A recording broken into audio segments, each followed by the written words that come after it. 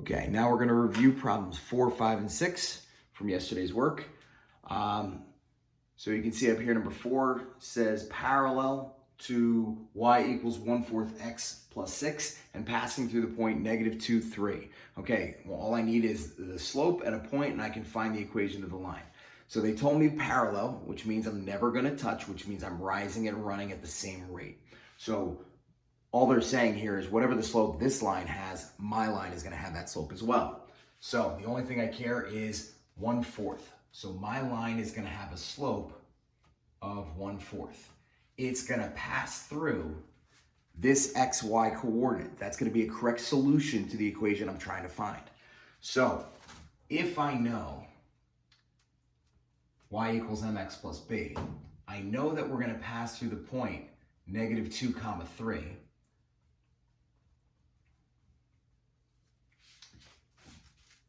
Okay, I'm going to use that point and the slope, and I'm going to work my way to find out what the y-intercept was. So 1/4 times -2 is -2/4 or -1/2.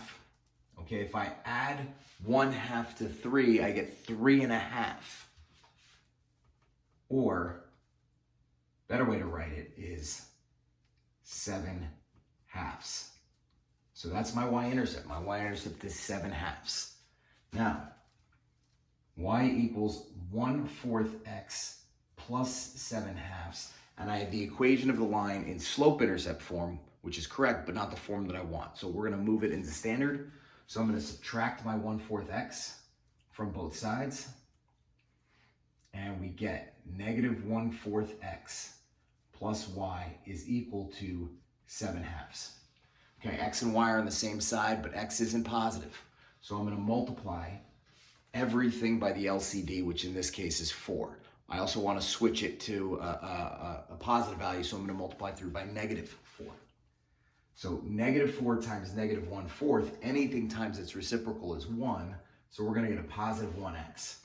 -4 times y is -4y, and -4 times 7/2 is going to be -28/2, which reduces to -14. X and y are on the same side. X is positive, no fractions, and no GCF other than 1. Okay, so we're done with number 4. We're moving on to number 5. They tell us the x-intercept is 3 and the y-intercept is 9. Well, they were nice enough to tell us the y-intercept, so that tells me that b is equal to 9. And they did tell me that the x-intercept is 3. Well, the x-intercept is a coordinate. X is equal to 3 when y is equal to 0. And again, another way I can write the y-intercept is a coordinate. 0, 9. So we always go through the y-axis when x is equal to 0. We always go through the x-axis when y is equal to 0. So they gave us 2 points, and what can we calculate with 2 points? Slope, of course. So this is going to be x1, y1. That's x2, y2. So the slope in this case is 9 minus 0 over 0 minus 3. And that's going to give me 9 over -3 or -3. Okay? Now, we have all that we need right now to write the equation in slope-intercept form. My slope is -3. My y-intercept is 9. This is the correct equation, just not in the form that I want. So we're going to add 3 to both sides, 3x to both sides. So the x and y are on the same side. X is positive, no fractions anywhere in the equation, and no GCF other than 1. Okay, now the last piece that we're going to do here is perpendicular. Okay, so I know I'm running out of room and I'm running out of erasers as well, but we'll figure this out. So they say perpendicular, so that's different than parallel. Parallel, we're never going to touch because we have the same slope. Perpendicular, we're going to have opposite sign and reciprocal slope. Okay, so opposite reciprocal. They're saying we're perpendicular to this line, and this line has a slope of -2/3. So a perpendicular slope would have the opposite sign and would be the reciprocal. So this slope is going to be +3/2. and we're going to travel through this XY coordinate. Okay, so I know this is getting a little tight here, but we'll fit this in.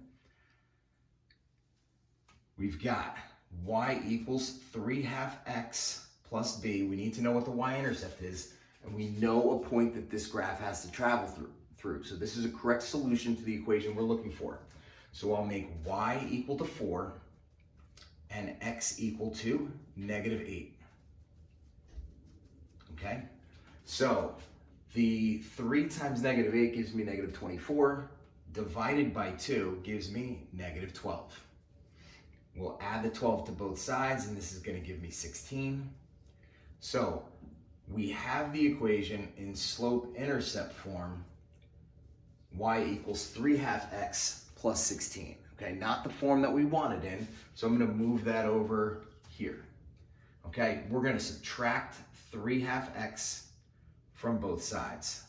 Okay, I'll move this over here. We have -3/2 x plus y is equal to 16. Okay, I have x and y on the same side, set equal to a constant, but x is not positive and there's a fraction. So we're going to multiply, in this case, by -2. 2 is my LCD. This is a number large enough to cancel all denominators. So the 2's will cancel. Negative times a negative is positive, so I've got a positive 3x. -2 times y is -2y, and -2 times 16 is -32. X and y are on the same side. X is positive, no fractions, and no GCF other than 1.